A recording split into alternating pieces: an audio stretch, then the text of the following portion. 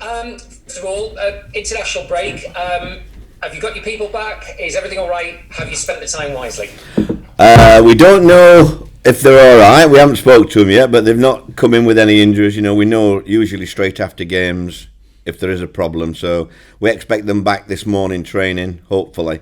And it's been a good 2 weeks really. We've had a few days break the first week, and I think everybody needed that because they've worked really hard since I came back pre-season. We're not without much of a break in the summer, and then since last Thursday we've worked really hard on the training ground on one or two aspects of the game, and this week it's been good. Yeah. Obviously, the second transfer deadline is nearly upon us. The name of Yannick Balassi has come up over the last 24 hours. Is there anything you can tell us on that? No, not really. I think until I get anybody signed, I just try and keep things to myself. But he'll be one of. I would imagine there'll be a few more names mentioned. I've seen one or two others around the place as well. But I think you just keep things to yourself, managers, don't you? You've got to ask the question, but. Is it fair to say that you'll be sort of keeping your phone close to you today in case there's phone calls from up above and news on deals? No, I won't. I'll try and leave it at home if I can, my phone. Once I've made my phone call. I don't want anybody else to depart, and so because we haven't got the numbers, I'm afraid. We are down to we're going to need a little bit of luck now between now and January with injuries wise, etc. So it's one of those things that there'll probably be one or two. I think a couple of lads leaving today, but coming in, I don't expect much at all. We're just trying to get one in over the line today if we can. Obviously, you've had this little break now. It's given you a chance to put into context what's happened on the pitch at the start of the season. Obviously, for yourself as well, having tested positive and that kind of thing. How do you put into context the sort of first month and a bit of the season?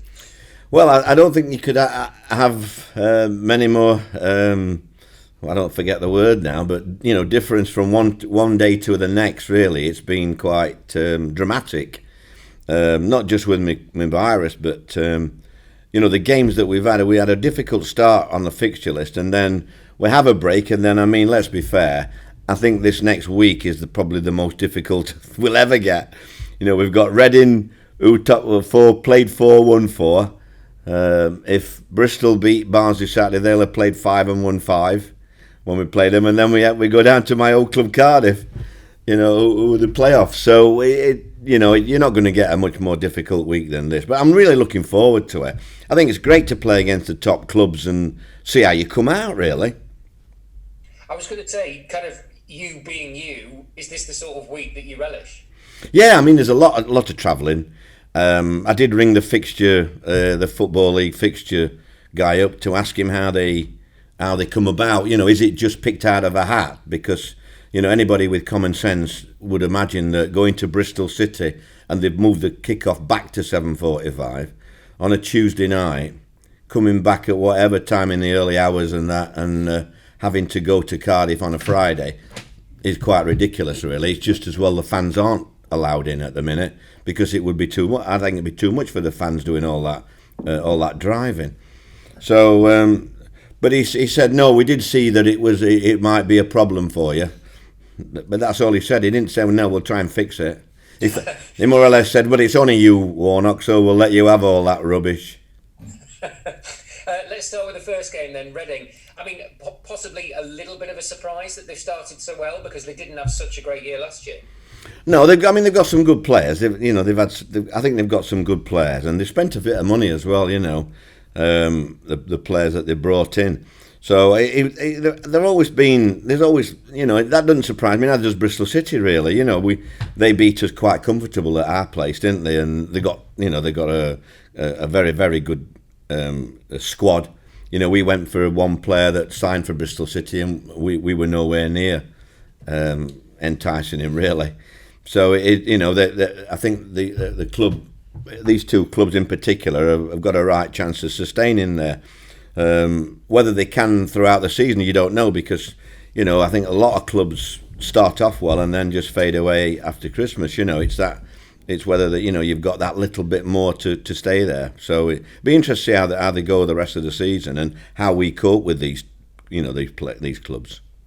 How much confidence do you think it could give your squad if you could get a result against one of the teams that are up the top that started very well? I don't think confidence is a problem. I think really, if in every game we've played so far, I think the confidence has been we've enjoyed it. Really, we played some good stuff, and I don't think we've got the full points that we deserve from those games. But that's the championship. What you've got to do in the championship is try and pick points up when you don't play well. And we've played well. I would like to play poorly on Saturday, if I'm honest, and come away with 3 points.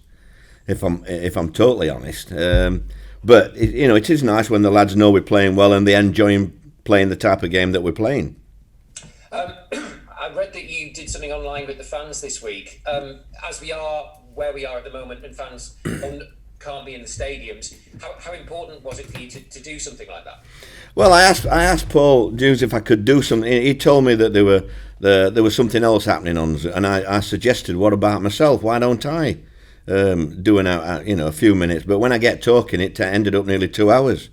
I just think it's important, fans. You know me, I love the involvement of fans, and you talk to them better than you talk. No disrespect to you journalists, you've got a job to do, but it's nice to talk to the ordinary fan and get the questions that you get from them, and try and not just give them an answer, but enjoy doing it as well, which I do. I do enjoy going out to the local supporters groups and that have you when I'm around, but it's just unfortunate that we can't do that at this moment. But that's why I thought it was vital that we got them all together and let them all have a chat and a listen to what I've got to say. And do you think it went down well? I honestly don't know. You'd have to ask them, really. But it appeared to do. I mean, they're a good group, a good mix of different supporters club. I didn't know we got that many, but we have, haven't we? We got them. I enjoyed talking to a young lady from New York. She was in Manhattan. That brought back a few memories for me and my wife. So that was a really good chat. One of the major subjects this week, Neil, is the idea of Project Big Picture came up and then was shot down, but there is still this idea of the Premier League giving bailouts to the Football League. Where do you stand on the events of the week? To be fair, I've had that much on this week. I've seen everything. I'm not read it all. I don't understand it all. All I do know is that I've always said from day one the Premier League have got to come up with an answer to support the lower division clubs, Championship, Division 1, Division 2. I know that they're not getting the revenue that they're getting at the moment, but when you spend nearly £1 billion on transfer fees, etc., there's got to be an agreement that can come into place for help for the lower division, because I do fear for half a dozen clubs, if I'm honest, if it doesn't come soon. But I think it will. I just think that the game being what it is and everybody knowing, I mean, even the big clubs, that they all know, they've all dealt with the lower clubs. They're either buying a player or something. They're all in towns and cities, and they mean such a lot to people. The English Football League is an amazing thing, the 3 divisions below the Premiership. And we want to try and keep it like that, and I don't think it hurts for one season that the Premier League help out when they can. And I just hope that they can come to some agreement with all the print, all the small print, which I don't understand at all that, but I just think that they've got to come up with an answer. I'm not sure. I just heard a little bit of Gary Neville yesterday. I'm not sure that anybody will be able to change the FA. I think it'll end up with a vote, so I can't see anybody voting them out. It's you're not going to change that. I don't think. Not in my lifetime. So I'm not sure how they'll go about that. And last one from me. You're one of very few people who can probably speak to the idea of the whole pyramid, because you've managed at the very top and you've managed in leagues further down as well. How important do you believe it is that the pyramid remains healthy for English football? Well, I just think it's vital. I mean, I think sometimes when you're sat on your loft looking down at everybody, you don't realise how important the lower clubs are, really. But, I just look at Scarborough, who I took into the league and had a great time, and it was mentioned all the time. And now, they've gone out of the league, and there's nothing mentioned about the place, and I think it's so sad me when people have supported them all their lives. So the lower clubs, I think, are vital. I had some great times at Gainsborough Trinity and Burton Albion in the non-league. And Burton are a really family orientated club, and I know that they'll be needing help as well, like all the clubs down there. So I do hope they come up with a solution, because quite frankly I do find it strange at the moment. I don't know who's making the decisions that we can't have small crowds in like we had against Bournemouth. Our club was so professional, it was so well organised. The 1,000 fans that we had in, I don't think there was one. When I look at the people in watching Arsene Wenger in a talk in the Royal Albert Hall, all sat next to each other, thousands of them. I think it's. I just don't understand him. I don't know who's making all these decisions, mate. Because I don't think we had a problem at all, and we had families keeping together, little kids with their granddads and dads and that. And then, along the line, there'd be the next family. And I think people could organise it like that. And it's what we need. It's not just for getting people back in the ground, but mentally as well. These people need an outlook in life. It's such a miserable outlook at the moment and depressing. I think football needs a help, and I think the government need to look at that, really, because I can't see how we cannot have 1,000 fans in on our home games the way that we did against Bournemouth. Thank you very much, Neil. Thank you. No problem. Right. Lee from Lock North here. Hi, Lee. How are you doing? You all right? Yes, mate. Good. Just sticking with the big project, big picture. You've been a Premier League manager yourself. If you were managing in the Premier League now, how would you have voted for that? I wouldn't have a clue, because I don't read it.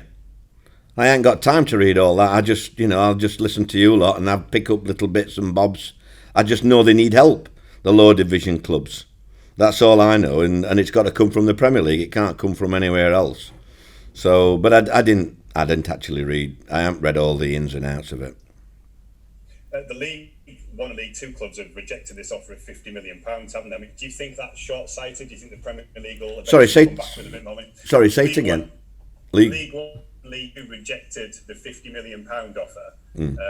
Do you think the Premier League will come back with another offer of support for the Championship? I think you've got to. I think you've really got to look at the small print before you can make a judgment on that.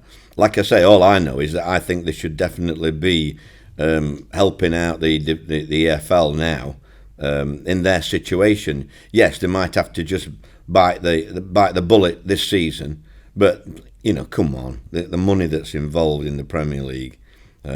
I'm sure that they can help out at a time like this. It's not as if it's a bloody crisis, isn't it? Let's be fair. So, we've got to get our fingers out. They've got to take responsibility now. It's not all about the top 6 or top 8 in the Premier League now. It's about the lower division club that depends on families and things that go to it's all that supported them all their lives and things like that. It's not, I think it's beyond that now, and I think they've got to, hopefully get a move on in that. Just going back to the transfer issue, Yannick Bolassi's name was mentioned earlier. He's a player you know well. You had him at Palace, I believe, didn't you? What does he bring to a team? Frustration. Because his 1 minute is unbelievable, next minute you think, is he a footballer? He's a good lad. I've always liked him, but whether that will come off, there's so many different options. I think at the moment today, last night, to give you an example, I was looking at 6 strikers last night because we haven't got a clue what's going to happen today. I would like another one in with what we've got, but I can't tell you at this moment in time who will be coming in. I would imagine it'll be 5-5, and as it always happens, it's one of those things. We can't do anything about it. But I'm sure we'll try and get one in today because we need the numbers. But even so, there's a couple of people out of contract that are quite interesting as well. So if we didn't manage that, then I think early next week I'd like to, get a couple of lads in, and I'll still get a striker in the next week. How difficult is that when you're looking at 6 strikers, presumably all slightly different in their ability and what they're going to bring to your side? How difficult is it when you're eventually going to have to settle on one of those? Well, it is difficult, but it's difficult. You've got to find out who likely could get out of the clubs that they're in. Are you with me? It's a strange one. We will be loaning play. We won't be buying anybody. So you've just got to look at what's available and what's best you can, and try and go from the top of the list downwards, really, and come up with. They've all got attributes. They're all players that I think could do a job, but it's difficult. I've never been a very good manager signing strikers, if I'm honest. I've always had good goalkeepers and centre halves, but not many good strikers, I'm afraid. So don't get your hopes up. One player you have brought back, Patrick Roberts. What will he bring to your side with his ability? Well, I think he's. I know it sounds silly because it's only a few weeks ago that he was here, but he seems to have matured. I think that might be because of the way we're playing and the way that he knows the lads. So it isn't a matter of getting used to each other, and he can come straight in and be himself. But he just gives me an opportunity to play different ways, different styles, different systems, because Patrick's quite, manoeuvrable.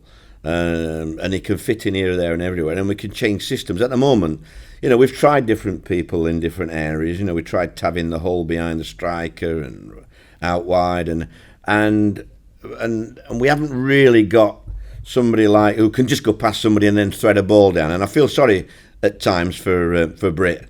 Britt's worked tirelessly, really, and I just feel that Patrick will give us another option to help those 2 strikers as well.